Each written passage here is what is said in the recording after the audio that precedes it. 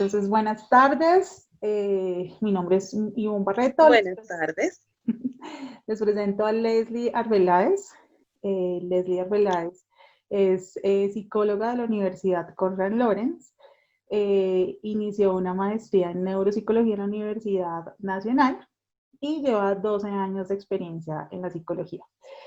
Se ha desempeñado en diferentes campos, desde docencia en universidades. De hecho, ya la conocí como mi profesora adorada en la Universidad del Bosque, en un laboratorio que nosotros teníamos de psicología experimental de motivación y emoción.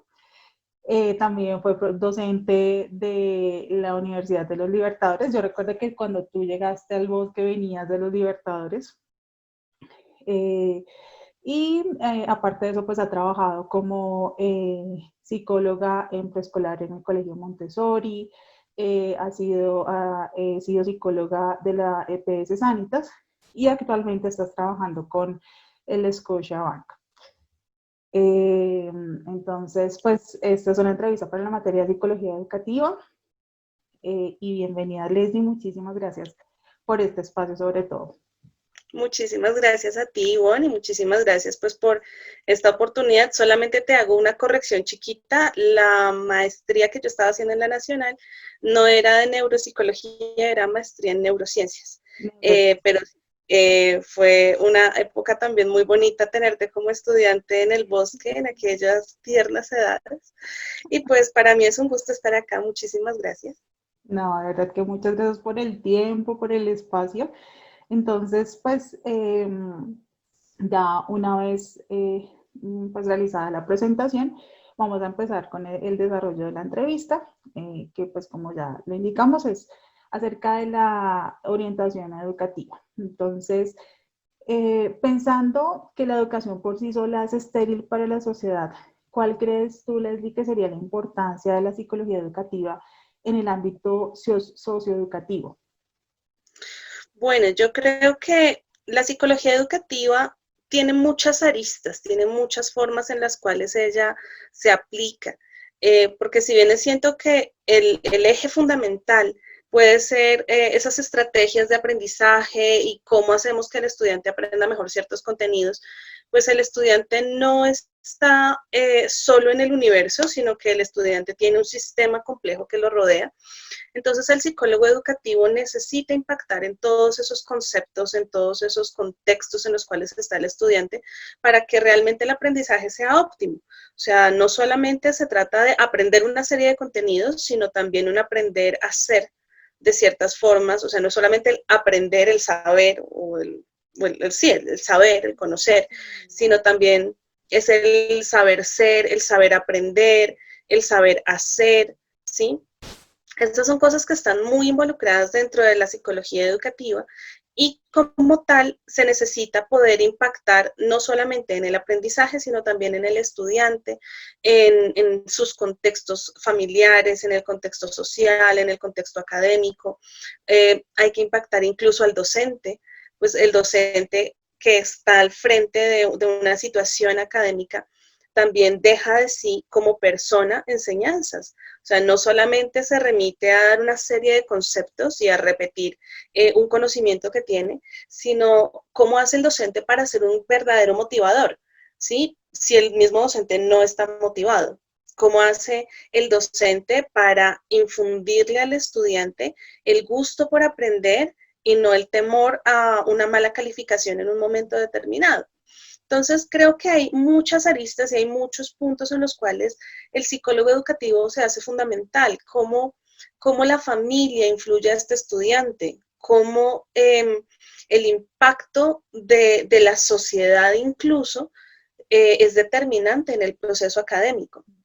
Entonces, creo que el psicólogo educativo es uno de los psicólogos que está que tiene que tener en cuenta una gran cantidad de variables y la interacción entre esas variables es fundamental para ese proceso de enseñanza-aprendizaje que se tiene en ese campo.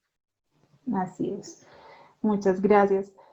Entonces, si la función del psicólogo orientador tiene que sobrepasar pues ese marco escolar para hacerse o integrarse en los ámbitos tanto de la comunidad como de la familia, ¿cuál crees tú que sería el papel del orientador en una institución educativa? Pues yo, como te digo, creo que es un papel muy delicado porque especialmente el psicólogo educativo, así como tiene que impactar al estudiante, tiene que impactar el contexto. Y en ese mismo sentido, a veces, especialmente en los grados chiquitos, me refiero a lo que son preescolares y escolares, eh, el contexto a veces es de un manejo muy delicado, porque si necesito trabajar una situación con el estudiante y para poder trabajarla necesito que la familia se involucre y que entiendan que a veces el estudiante tiene unas condiciones que requieren una atención y que requieren un manejo especial, pero los papás no quieren entender a veces que los niños pueden tener problemas, que los niños no son perfectos, que el hecho de que se les diga que su hijo necesita un apoyo específico puede generar en estos papás una cierta resistencia, unas negativas que son muy usuales, son súper típicas. Entonces, ahí viene un reto, ¿sí? Para el psicólogo educativo hay un reto muy grande y es ese impacto del contexto, ¿sí? Poder romper la resistencia que a veces tienen los docentes, poder romper la resistencia que pueden tener los familiares, poder incluso llegar a generar ciertas acciones que le ayuden al estudiante a ser él mismo quien cambie esos contextos en los cuales está inmerso. Entonces, creo yo que ahí hay unos temas que son bien delicaditos y que a veces a uno como psicólogo le toca manejar como con guantecitos de seda, pero el resultado final es maravilloso. Incluso saber que dentro de estas competencias está el trabajo interdisciplinario, porque puede ser que el psicólogo educativo requiera apoyarse, puede ser, no sé, en un fonoaudiólogo, en un terapeuta ocupacional, que se pueda trabajar con fisioterapia, con psicología clínica, que siendo también psicólogos no se maneja exactamente lo mismo. Entonces, la siguiente pregunta sería, aparte de las áreas tradicionales del trabajo del psicólogo, ¿cuáles otras áreas puede intervenir un psicólogo orientador en una institución educativa? Ya nos hablaste que, pues digamos, es el trabajo de un psicólogo educativo se convertía también o dependía o que tenía que ser más bien un trabajo interdisciplinario, pero ¿cuáles creerías tú que sean, o sea, qué otras áreas podría como tal intervenir en un colegio el psicólogo educativo?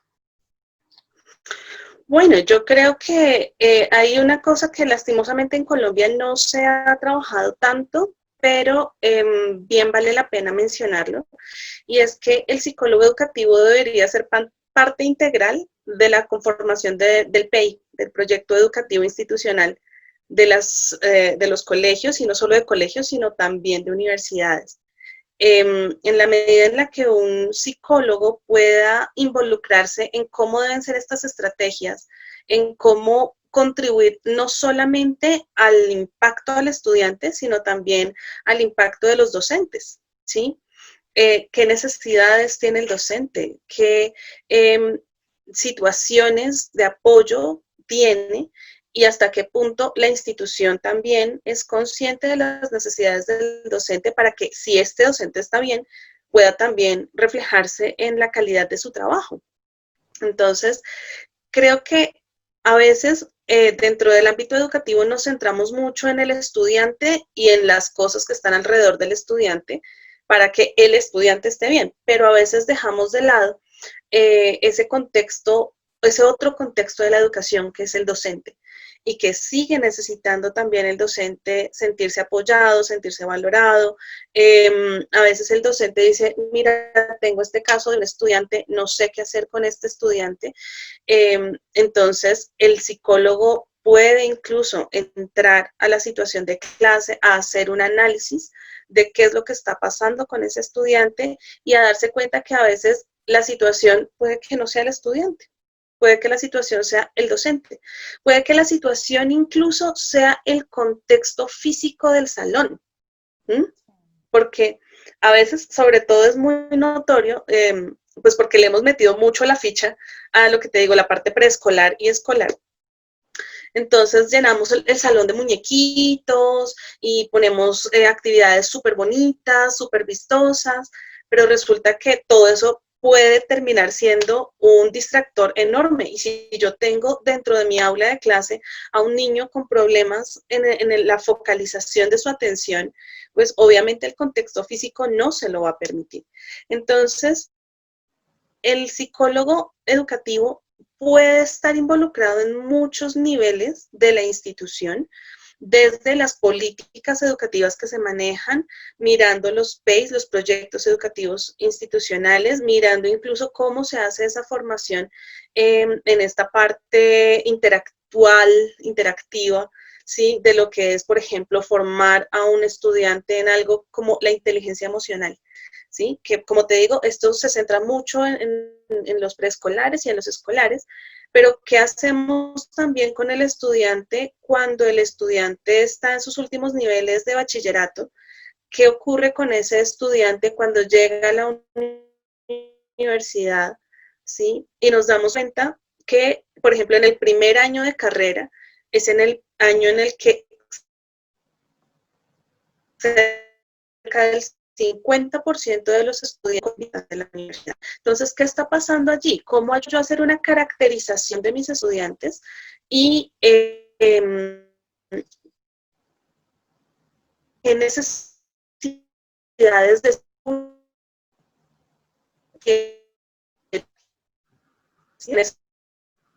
entonces niveles, ellos casi no se habla de estrés, qué nivel de tensión a veces tienen los estudiantes doctorales y que esas necesidades nunca son atendidas, ¿sí? Por ejemplo. O sea, hay unos impactos que también habría que tener en cuenta y que muchas veces, no sé, por encima de lo que realmente se puede requerir. Bueno, muchas gracias. Partiendo de la premisa de que el orientador y la orientación son agentes de un cambio no solo social, sino también cultural, ¿cuál crees tú que es el papel que cumple la familia y la comunidad y en general la cultura en los procesos de orientación que realiza el psicólogo en la institución de educación superior? Ya nos has ido hablando un poco de eso, pero pues digamos puntualmente, ¿cómo creerías tú que sea el papel acá en este espacio? Bueno, primero que todo, creo que cuando los chicos entran a la educación superior en general, están viviendo esta etapa de la adolescencia tardía. En general tienen alrededor de 17, 18 años cuando inician sus carreras académicas y es un momento en el cual, hablando de neurociencias, pues obviamente la corteza prefrontal y la corteza frontal en general no se ha terminado de desarrollar. Entonces, todavía hay muchas contradicciones en la vida, todavía hay muchas situaciones que son muy difíciles de manejar y aún así ya están tomando una decisión de a qué me voy a dedicar yo el resto de mi vida. ¿Mm? ¿Cuál es la carga que mi familia ha impuesto sobre mí? Que aún en esta época todavía hay muchas familias que le dicen al chico o a la chica, usted es el primero de nuestra familia que va a ir a una universidad. Entonces, ahí hay una carga emocional sumamente alta. O en su defecto, no es el adolescente tardío, sino el adulto temprano o adulto intermedio, que dice, yo no tuve la oportunidad antes de estudiar y ahora que tengo la posibilidad, porque ya salí como de ciertos requerimientos que tenía en la vida, como tener hijos y hacer que esos hijos fueran medianamente independientes. Entonces, ya que por fin tuve esa oportunidad, ya que por fin tengo los medios económicos, entonces ahora sí quiero estudiar. Y se compone en un reto personal, pero igual sigue siendo un estresor. Entonces, ¿cómo hacemos que ese estudiante que viene con esta carga familiar, ¿sí? Que puede venir, por ejemplo, incluso de una comunidad no citadina, por así decirlo, ¿sí? Entonces hay estudiantes que hoy, aprovechando que es 9 de agosto, día de las comunidades aborígenes de todo el planeta,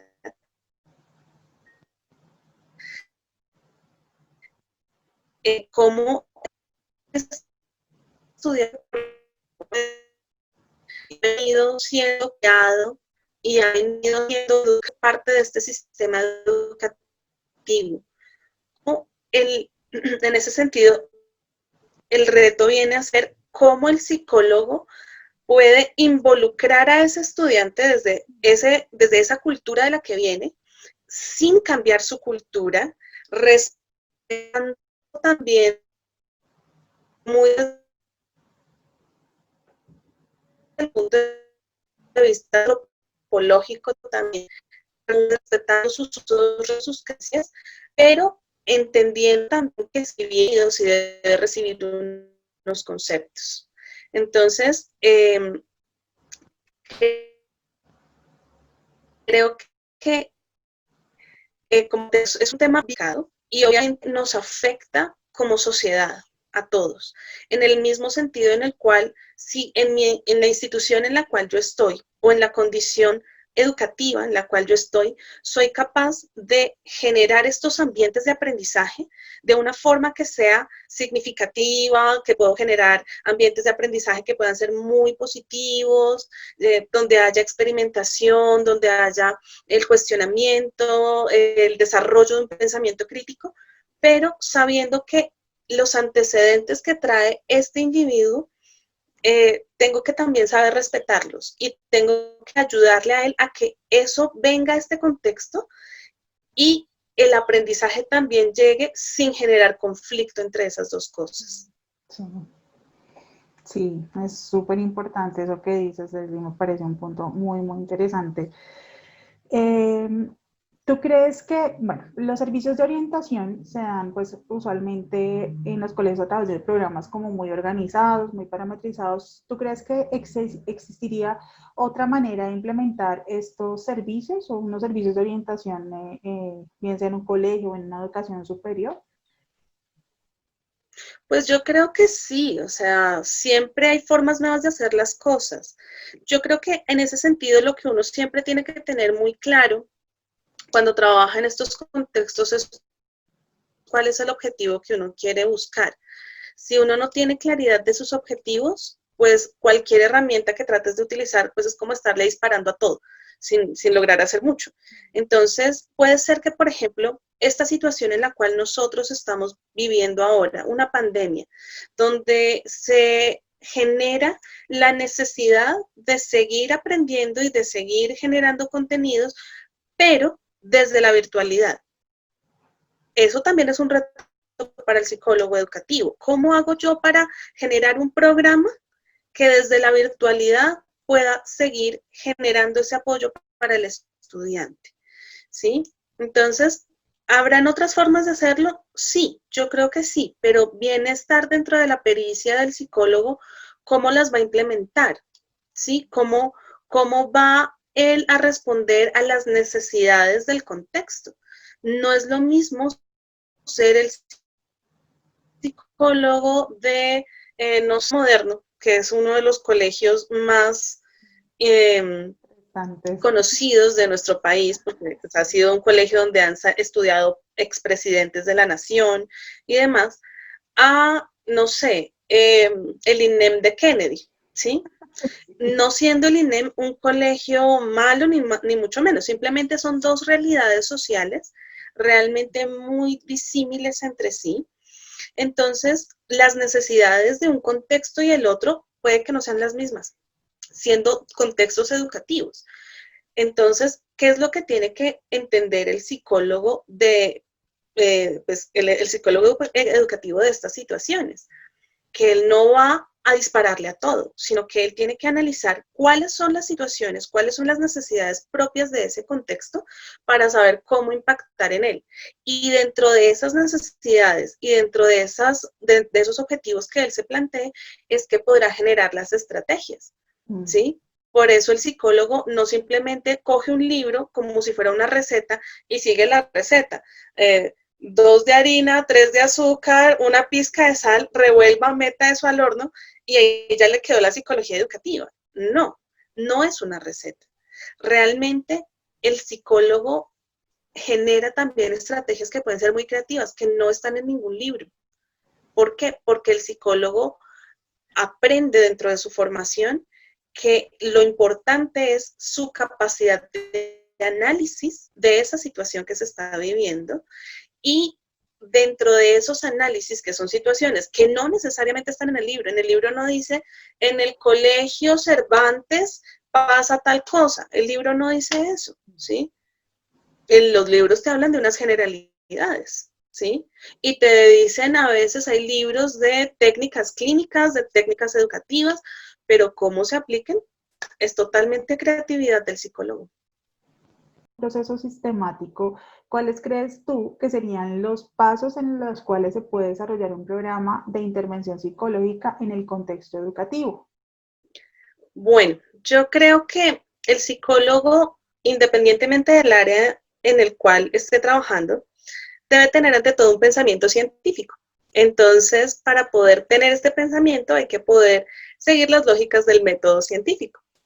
En ese sentido, lo primero que tendría que hacer un psicólogo antes que generar una idea de intervención es observar el contexto en el cual se encuentra y con base en esto determinar cuáles son las necesidades o cuáles serían en este caso también sus preguntas de investigación. Una vez generado este primer vistazo al contexto, este primer análisis, entonces tendrá que darse a sí mismo unas respuestas posibles sobre por qué están pasando ciertas cosas y con base en estas posibles respuestas tendrá que hacer una observación ya de una forma mucho más sistemática, mucho más rigurosa, que no es igual a la primera observación que hizo. La primera observación era como un abrir los ojos a entender cuál era el contexto al que se iba a enfrentar. Pero la segunda observación, que ya es mucho más sistemática, mucho más rigurosa, requerirá, puede ser diarios de campo, porque puede ser que se esté enfrentando con una forma de investigación etnográfica. Entonces, aquí ya tendríamos que entrar a mirar cómo hacemos como una fusión entre metodologías cuantitativas y cualitativas de ese análisis del contexto. Si tengo que aplicar ciertos test a una población, si tengo que hacer una medición por la frecuencia en la que ocurren ciertos eventos, si como psicólogo tengo que mirar no solamente el contexto del estudiante, como lo decíamos antes, sino también mirar cuáles son cuáles son esos otros actores del contexto que también pueden requerir una intervención. Tal vez la intervención que yo requiero está en la familia. Tal vez la intervención que yo requiero está en el docente. Tal vez la intervención que se requiere está en los directivos, a los cuales, por cierto, no les gusta que les digan que tal vez no están haciendo las cosas de la mejor manera posible, porque muchas veces se creen como poseedores de la verdad absoluta, eso es muy usual. Y entonces a veces el psicólogo teme, y pues también por el mismo contexto social en el que vivimos, el psicólogo teme que si le dice algo a las directivas sobre algún proceder que estén haciendo, seguramente su contrato va a verse afectado. Entonces, ¿cómo hago para impactar en estas directivas sin terminar yo perdiendo mi fuente de ingresos? Porque pues el psicólogo tendrá todo el ánimo altruista, pero también tiene que pagar unos servicios, una casa en la que vive. Entonces, ahí vienen varios elementos de estos, pero bueno, finalmente cuando el psicólogo ha hecho estas observaciones, ahí podrá darle respuesta a esas preguntas que se formuló y ya cuando se ha dado la respuesta, ahí es cuando pone manos a la obra esa creatividad que tiene para poder generar ese plan de intervención, ya sabiendo cuáles van a ser sus objetivos de intervención, ya sabiendo cuáles son las cosas con las cuales tiene que trabajar, si tiene que trabajar con qué tipo de personas lo va a hacer, en qué tipo de situaciones, bajo qué posibilidades y qué alternativas tiene, ahí es donde podrá crear un programa de intervención. Entonces, hay un ejemplo que me parece muy lindo, este no lo hizo un psicólogo, lo hizo un docente, pero un docente que estaba haciendo una maestría en pedagogía, una maestría no, un doctorado en pedagogía, en un colegio de Suba, en Bogotá. Estoy hablando de esto hace un par de años, tal vez unos 2 años. Él llegó a su colegio y empezó a hacer esta observación básica y se dio cuenta que una de las necesidades que habían en el contexto era la reducción de los embarazos en adolescentes. Entonces él dijo, bueno, ¿cómo lo voy a hacer? Y empezó a hacer esta observación propia del contexto, ¿sí? Esto se convirtió en su tesis doctoral. Obviamente, trabajó con herramientas de la pedagogía, trabajó con herramientas de la psicología, y empezó a darse cuenta que muchas de las cosas que ocurrían para que las chicas de 15, 16 años estuvieran quedando en estado de embarazo con tanta frecuencia, tenía que ver con el contexto familiar y social en el que estaban. Con esto que se les pide a las chicas de usted tiene que ser juiciosa, usted tiene que ser de su casa, y al ser de su casa, usted tiene que lavar, planchar, barrer, cocinar, para casarme. Solo si yo sé hacer estas cosas me puedo casar, genera también una concepción de las mujeres sirven cuando se pueden casar. ¿Mm? Entonces, ¿qué empezó a hacer este docente? Él empezó a impactar en esas ideas. Ve, ¿y usted qué sueños tiene en la vida? ¿Mm? ¿Usted para qué sirve? ¿Mm? Y usted joven, también niño, adolescente, ¿usted qué sueños tiene? ¿Sí? ¿Usted para qué sirve? No solamente es un tema de chicas, es un tema de chicos, porque es que para quedar embarazados se necesitan dos. ¿Sí? Hasta donde la biología no me falla a mí, se necesitan dos para poder quedar embarazados. Entonces, si yo intervengo a las chicas e intervengo a los chicos, ¿y a usted cómo lo criaron? No, es que si yo me meto con 20 niñas, entonces yo soy el más chacho de todos, ¿sí? Ey, momentico, usted también tiene que formarse dentro de una estructura emocional y afectiva, ¿sí? Y el sexo es algo que hace parte de esa formación. Vamos a hablar de sexualidad, vamos a hablar de sexo. ¿Sí? Entonces, mamita, usted cuando vaya a su casa, usted va a estar en el aseo, entonces eso es porque usted está contribuyendo a su casa, pero no es porque usted solo sirva para eso, ¿sí? Es porque eso hace parte de lo que todos los seres humanos tenemos que hacer. Y usted, caballerito, que también tiene una casa, usted también tiene que hacer el arroz, usted también tiene que hacer el aseo, porque es que a usted no le van a estar haciendo esas cosas en el futuro. Usted como hombre tiene que ser independiente porque es que no se trata de que las mujeres nacieron sabiendo hacer eso, nacieron sabiendo cuidar una casa y nacieron sabiendo cómo era y ya. Entonces, proyecto de vida, fue una de las intervenciones que él hizo. También contestar ciertas cosas a los papás que al principio se le pusieron energúmenos. Los papás, ¿cómo así que la niña ahora llega a la casa y no quiere hacer oficio? ¿Sí? Entonces, ¿qué pasó acá? Chan, trabajar con las familias, trabajar sobre lo que es una educación emocional y afectiva, que no es lo mismo que trabajar una educación sexual, ¿sí? Y entender que el sexo, siendo necesario e importante, pues qué bueno es poder hacerlo, pero disfrutando, ¿sí? Entonces, a veces esto de que lo hacen detrás de una puerta, a las escondidas y de afán porque los van a pillar, y entonces no me pongo condón porque no se siente igual.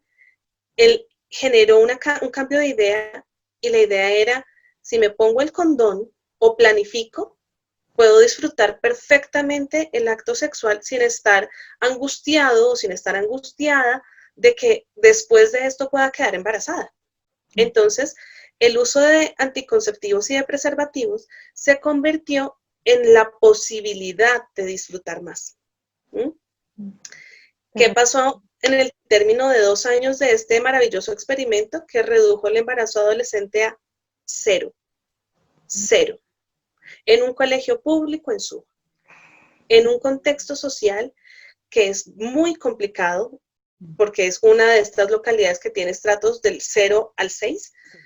Y en este colegio, en la mitad de Suba, este docente, con base en esa intervención, fue capaz de dar una respuesta a un problema que se estaba saliendo de las manos de las directivas, que se estaba saliendo de las manos de los papás, que los otros docentes ya no sabían qué hacer.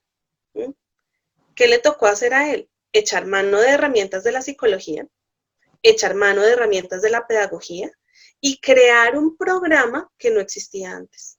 Entonces, un programa de intervención psicosocial en el ámbito escolar requiere, ante todo, un pensamiento científico y tener las herramientas para poder lograrlo con el apoyo mismo de la institución.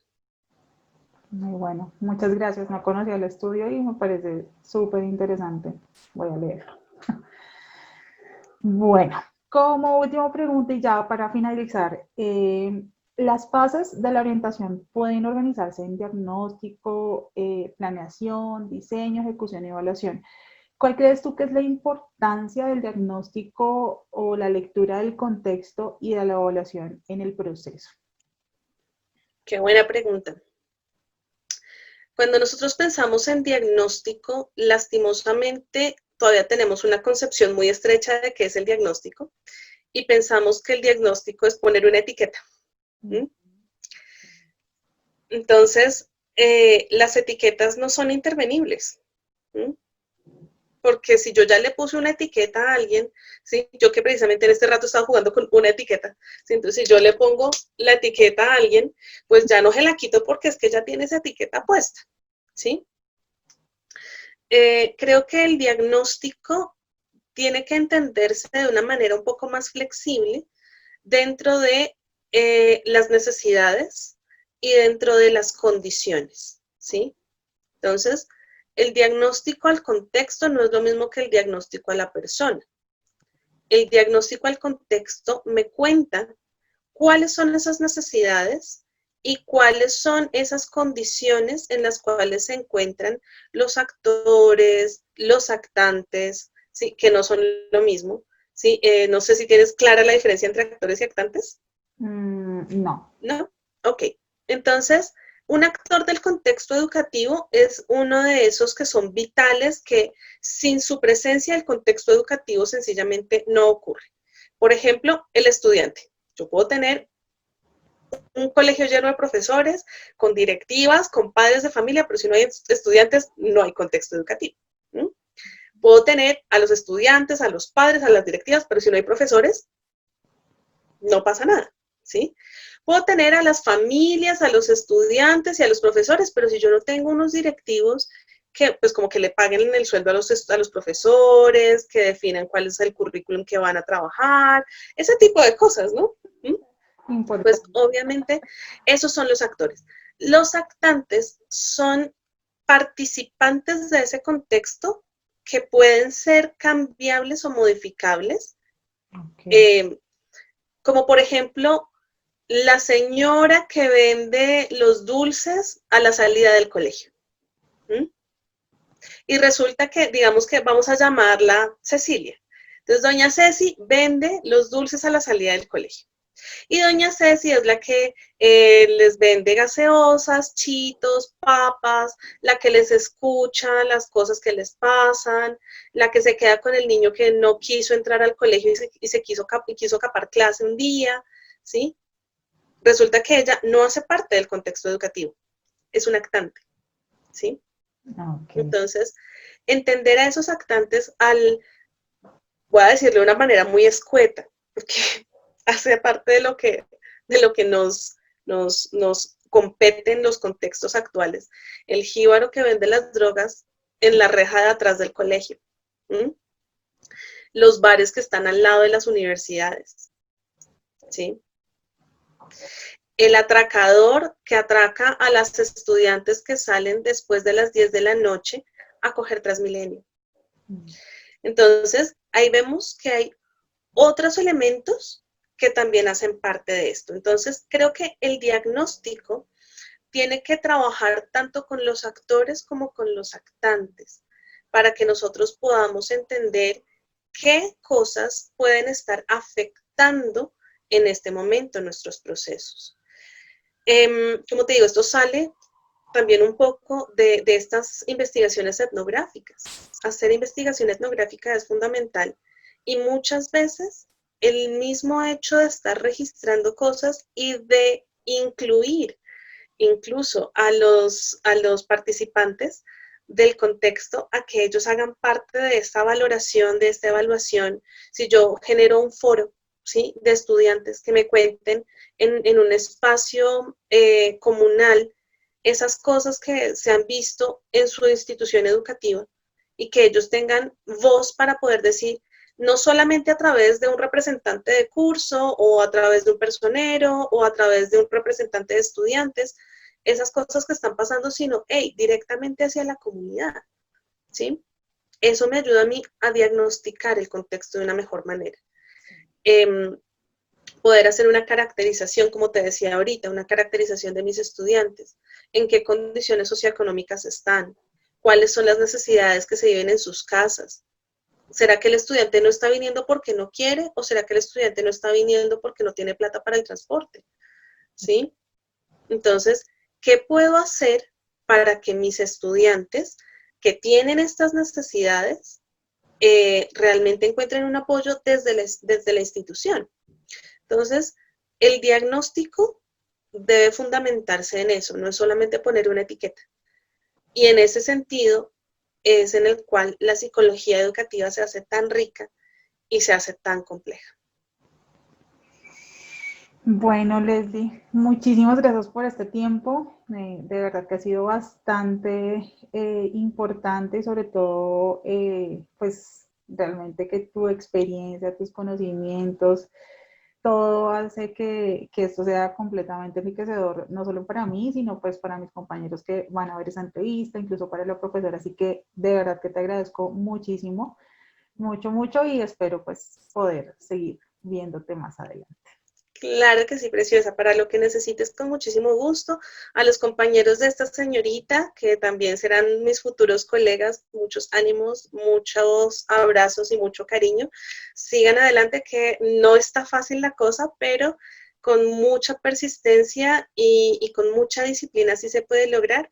Y a la profesora, que muchísimas gracias por este tipo de espacios que también se brindan desde su cátedra y que también le mando muchos saludos a esta hermosa colega que no la conozco, pero que por el tipo de estudiante que está formando acá, todas mis felicitaciones.